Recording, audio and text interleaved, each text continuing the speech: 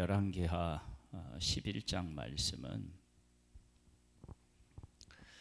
12장 말씀은 하나님의 일을 하는 사람 내지는 하나님을 섬긴다고 하는 사람들에게 가장 중요한 것이 무엇인지를 우리에게 잘 보여주고 있습니다.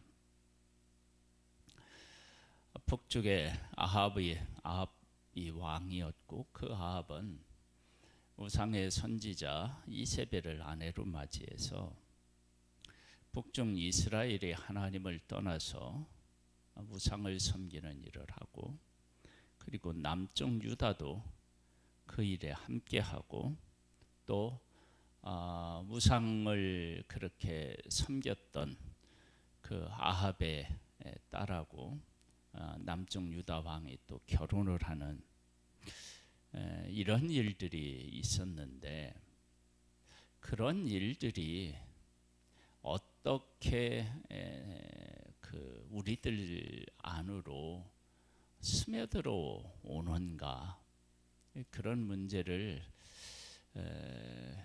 오늘 이 열왕기하 12장 말씀을 통해서 한번 생각해 보겠습니다.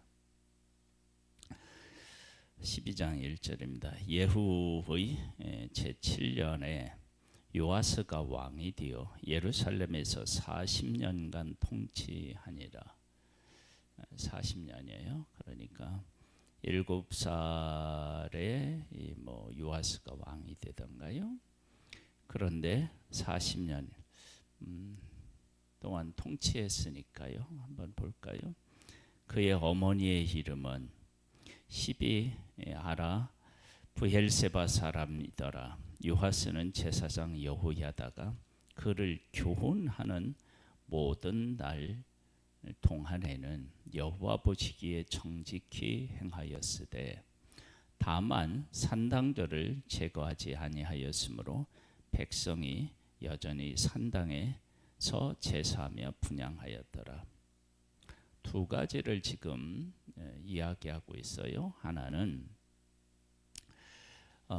요아스라고 하는 왕이 여호야다라고 하는 제사장을 의지했다라고 하는 것이고, 또 하나는 왕으로서 당연히 해야 하는 산당을 제거하지 않았다라고 하는 두 가지를 지금 이야기하고 있어요.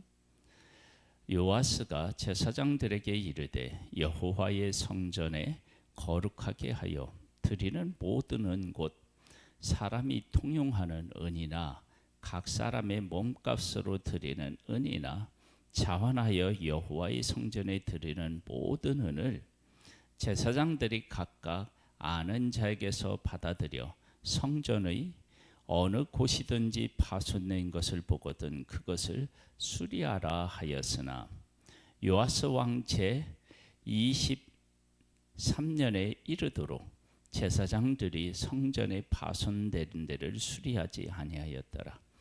요아스 왕이 대제사장 여호야다와 제사장들을 불러 이르되, 너희가 어찌하여 성전의 파손한 데를 수리하지 아니하였느냐?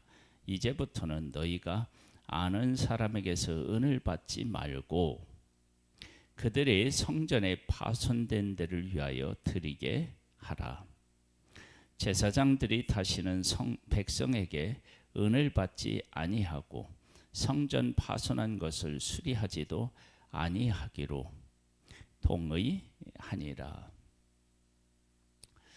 하나님 앞에 드리는 것이 어떤 용도로 제대로 사용되어야 되는가라고 하는 거죠. 하나님께서 우리들에게 말씀하신 것을 우리가 바르게 깨달아 알면 성전을 수리하는 일에 있어서 하나님 앞에 드려진 것을 바르게 우리가 사용할 수 있죠. 근데 제사장들은 이렇게 들어온 돈을 자기들을 위해서 써야 된다고 생각했고, 왕은 그 돈이 성전을 수리하는데 또 사용되어야 된다라고 하는 의견의 차이가 있었던 것으로 보여져요. 계속 볼까요? 제사장 여호야다가 한 궤를 가져다가 그것에 뚜껑에 구멍을 뚫어 여호와의 전문 어기 오른쪽 곧 제단 옆에 두매 여호와의 성전에 가져오는 모든 은을 다 문을 지키는 제사장들이 그 궤에 넣더라. 이에 그 궤 가운데 은이 많은 것을 보면 왕의 서기와 대제사장이 올라와서 여호와의 성전에 있는 대로 그 은을 계산하여 봉하고 그 달아본 은을 일하는 자 곧 여호와의 성전에 맡은 자의 손에 넘기면 그들은 또 여호와의 성전을 수리하는 목수와 건축하는 자들에게 주고 또 미장이와 석수에게 주고 또 여호와의 성전 파손한 데를 수리한 제목과 다듬은 돌을 사게 하며 그 성전을 수리할 모든 물건을 위하여 쓰게 하였으되 여호와의 성전에 드는 그 은으로 그 성전의 은 대접이나 불집게나 주발이나 나팔이나 아무 금 그릇이나 은그릇도 만들지 아니하고 그 은을 일하는 자에게 주어 그것으로 여호와의 성전을 수리하게 하였으며 그 은을 받아 일꾼에게 주는 사람들과 회개하지 아니하였으니 이는 그들이 성실히 일을 하였음이라. 속건제의 은과 속죄제의 은은 여호와의 성전에 드리지 아니하고 제사장에게 돌렸더라. 구분을 짓는 거죠. 이제 드려지는 은을 정확하게 구분을 지어서 그리고 드려진 것을 기물을 만드는 데 쓰지 아니하고 성전을 수리하는 데 썼습니다. 그래서 드려지는 그 은에 대하여서 분명한 선을 그은 것을 우리가 알 수 있습니다.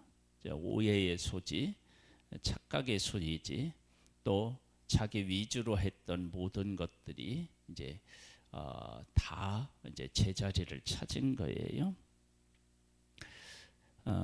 여기 보면 그 일하는 사람들에게 줬는데 성실히 행해서 그 어떻게 썼는지에 대해서 묻지 않았다. 이제 그런 말씀도 나오죠. 이제 그 다음을 보겠습니다. 그때에 아람 왕 하사엘이 올라와서 가드를 쳐서 점령하고 예루살렘을 향하여 올라오고자 하므로 유다의 왕 요아스가 그의 조상들과 유다 왕 여호사밧과 여호람과 아하시야가 구별하여 드린 모든 성물과 자기가 구별하여 드린 성물과 여호와의 성전 곡간과 왕궁에 있는 금을 다 가져다가 아람 왕 하사엘에게 보냈더니 하사엘이 예루살렘에서 떠나갔더라. 성전을 수리하였고 수리하지 않은 대제사장을 향하여 꾸중하고 그리고 드려진 은을 정확하게 구분하여서 제사장에게 가야 될 것과 그리고 성전 수리하는 데 써야 될 것을 그렇게 분명히 구분하여서 그 오해의 소지 또 그 문제를 가지고 낳게 될 여러 가지 문제들도 해결했어요. 그리고 일하는 사람들은 성실하게 그 성전 수리를 했다. 이렇게 되면 겉으로 보기에는 완벽하게 하나님 앞에 선 것처럼 보여지는데 막상 문제가 생기게 되자 하루아침에 드려졌던 모든 것들 이런 것들을 다 성전에 있는 것 왕궁 곳간에 있는 모든 것들을 왕에게 다 바쳐서 아무것도 남지 않아요. 그러면 성전을 수리할 때 도대체 요아스라고 하는 사람은 이 왕은 어떤 하나님을 고백하고 성전을 수리했을까? 라고 하는 질문이 생기는 거예요. 하나님의 성전을 수리할 때 하나님을 하나님으로 바르게 알았더라면 아람 왕이 전쟁을 일으켜 왔을 때 과연 성전에 있는 것 그리고 왕궁에 있는 것 그 은을 다 주고 그렇게 전쟁을 치루었을까라고 하는 것입니다. 이 문제에 대해서 우리가 깊이 한번 생각을 좀 해봐야 돼요.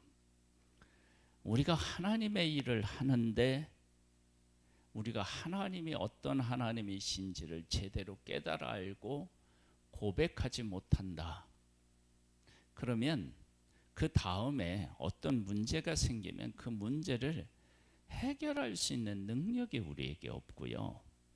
우리가 하나님 안에서 하나님의 일을 하는데 어떤 하나님이신지를 바르게 깨달아 알고 그 하나님과 함께 그 일을 한 사람은 그 다음에 문제가 생기면 그 문제를 해결할 수 있는 능력이 있는 거예요. 우리가 10년을 예수 믿고 20년을 예수 믿었는데 어떤 문제에 부딪혀서 그 문제를 하나님 안에서 해결하지 못하고 하나님을 떠나는 일이 있다. 그러면 그가 10년, 20년 신앙생활을 하고 하나님을 섬겼는데 어떤 하나님이신지에 대해서 제대로 깨달아 알지 못한 것입니다. 하나님의 일은 하나님의 일로서 끝나면 안 되고요. 어떻게 돼야 되냐면 하나님이 어떤 하나님이신지를 만나야 됩니다. 그 만남이 없으면 그 다음에 문제가 생기면 그 문제에서 하나님이 사라져요. 그게 이제 문제가 되는 거예요. 그러니까 요하스가 어릴 때에 형제들이 다 죽는 데서 하나님이 특별히 보호하셔서 왕이 되었어요. 이 왕이 된 것은 하나님께서 다윗의 혈통에서 왕이 끊어지지 않겠다라고 하신 하나님의 약속대로 약속을 이루신 거예요. 그러면 이렇게 해서 왕이 되었다면 하나님께서 특별하게 보호하시는 그리고 하나님의 약속을 지키시는 그러한 것들에 대하여서 어릴 때부터 몸으로 체험했잖아요. 물론 그것이 마음의 상처로도 남을 수 있겠지만 하나님 안에서 보면 하나님의 특별한 보호와 인도를 받은 것이란 말이에요. 그렇게 해서 왕이 되어서 그런 하나님의 은혜가 감사했는지 모르겠지만 성전을 수리한다고요. 그런데 전쟁이 일어나니까 그동안의 모든 것들이 전쟁을 일으킨 왕, 군사적인 힘 앞에서 아무런 힘을 발휘하지 못하고 하나님의 성전의 곳간에 들여진 것, 여기 보면 이렇게 나와요. 유다 왕 요하스가 그의 조상들 곧 유다 왕 여호사밧과 여호람과 아하시아가 구별하여 든 모든 성물과 자기가 구별하여 드린 성물과 여호와의 성전 곳간과 왕궁에 있는 금을 다 가져다가 여로라 아람 왕 하사엘에게 보냈더니 보세요. 성전에 있는 기물들을 다 주면 뭘로 제사를 지내요? 성전을 수리한 의미가 어디에 있어요? 그러니까 요하스 왕이 성전을 수리했는데 하나님이 어떤 하나님이신지를 제대로 고백 못했다고 볼 수밖에 없잖아요. 그래서 이제 또 어떤 일로 또 연결이 되느냐? 요아스의 남은 사적과 그가 행한 모든 일은 유다 왕 역대지략에 기록되지 아니하였느냐? 요아스의 신복들이 일어나 반역하여 신라로 내려가 요하스의 신복에 내려가는 길가에 밀로 궁에서 그를 죽였고 신복들에 의해서 죽임을 당해요. 저는 이 죽임 당한 것이 성전에 있는 기물 그리고 은 왕궁에 있는 것 다 아람 왕에게 바친 일과 무관치 않다 봅니다. 왜냐하면 신복들이 이렇게 했을 때 어떤 마음이 들 가능성이 컸느냐? 배신을 느꼈겠죠. 하나님을 잘 공경하고 하나님 중심으로 막 사는 것처럼 그렇게 여겨졌는데 막상 문제가 생기니까 하나님은 어디 간데 없고 자기들이 그렇게 정성을 들여서 성전을 수리하고 다 했는데 하나님을 배신한 것도 되겠지만 같이 그렇게 하나님을 섬기겠다고 했던 사람들에게도 얼마나 큰 실망을 안겨줬겠어요. 그 실망감이 이런 왕이 될 자격이 있나 아마 그런 생각을 했을 가능성이 있죠. 그래서 신복들에 의해서 요아스가 죽고요. 그리고 나서 또 어떤 일이 생기느냐. 그를 쳐서 죽인 신복은 시므라스의 아들 요사갈과 소멜의 아들 여호사밧이었더라. 그는 다윗성에 그의 조상들과 함께 장사되고 그의 아들 아마샤가 그를 대신하여 왕이 되니라. 또 이제 왕을 죽인 사람을 또 죽이고 그의 아들을 대신해서 이제 왕이 됩니다. 우리가 기능적인 존재로서 신앙생활을 하면 안 됩니다. 교회에 와서 예배당도 청소도 하고 또 식사봉사도 하고 그런 일도 하고 또 우리가 나가 전도도 하고 하나님의 나라를 위해서 또 하나님 앞에 감사해서 예물도 드리고 그렇게 우리들이 기본적으로 해야 하는 일들을 하면서 그것이 헌금을 드리고 예배당에 와서 봉사하고 성도들하고 교제하고 나가서 전도하고 이것이 그 일 자체로 머물면 안 되고요. 왜 내가 이 일을 해야 되지? 그리고 하나님은 어떤 하나님이시고 내가 그 하나님의 나라를 위해서 하나님의 일을 위해서 이렇게 할 수 있다는 그 의미 이런 것들을 깨달아 알면서 이 일이 나를 성숙하게 하는 쪽으로 하나님을 더 이해하고 만나는 쪽으로 신앙이 자라지 않으면 우리는 어떻게 되느냐? 그렇게 열심히 했는데 하루아침에 모래 위에 지은 집처럼 무너지는 거예요. 요아스가 그런 삶을 산 거죠. 그래서 성전 수리를 그렇게 열심히 해놓고 성전에 있는 것들을 다 이방 왕에게 다 바치는 거예요. 싸움을 한 번도 못하고. 그렇고 그렇게 하고 신복들에 의해서 죽임을 당합니다. 우리가 어떤 하나님을 알아가면서 하나님의 일을 하느냐 이게 중요한 거예요. 출애굽할 때 하나님의 백성들이 홍해를 건넌 후에 하나님을 열심히 찬양해요. 그런데 찬양하고 난 후에 쓴물이 있자 곧바로 하나님을 원망하고 광야에 들어서자 애굽을 동경합니다.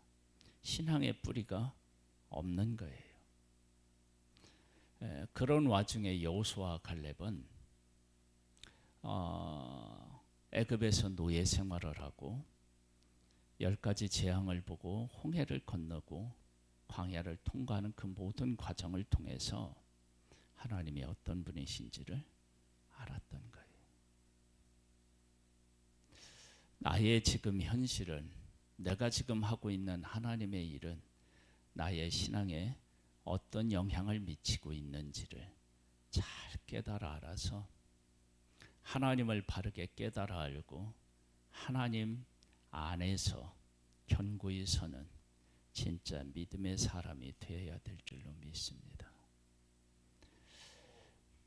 하나님 아버지, 하나님 안에서 바로 서 있지 못하자 북쪽에 아합과 이세벨과 사돈지간이 되고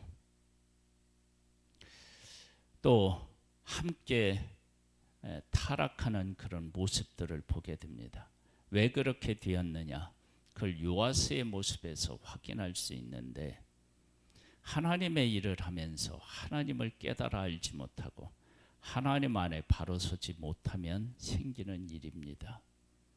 아버지 하나님, 하나님 안에 바로 서서 정말로 우리가 하나님의 기쁨이 되고 하나님을 만나고 동행하는 믿음의 반석 위에 견고히 서는 그런 하나님의 사람이 되기를 원합니다. 오늘 하루도 우리 가운데서 일어나는 일들 속에서 하나님을 고백하고 그 하나님을 더 알아가는 복된 하루가 되기를 소망합니다. 예수님의 이름으로 기도드립니다. 아멘. 하늘에 계신 우리 아버지여, 이름이 거룩히 여김을 받으시오며 나라에 임하옵시며 뜻이 하늘에서 이룬 것 같이 땅에서도 이루어지리이다. 오늘날 우리에게 일용할 양식을 주옵시고 우리가 우리에게 죄 지은 자를 사하여 준 것 같이 우리 죄를 사하여 주옵시고 우리를 시험에 들게 하지 마옵시고 다만 악에서 구하옵소서. 대개 나라와 권세와 영광이 아버지께 영원히 있사옵나이다. 아멘.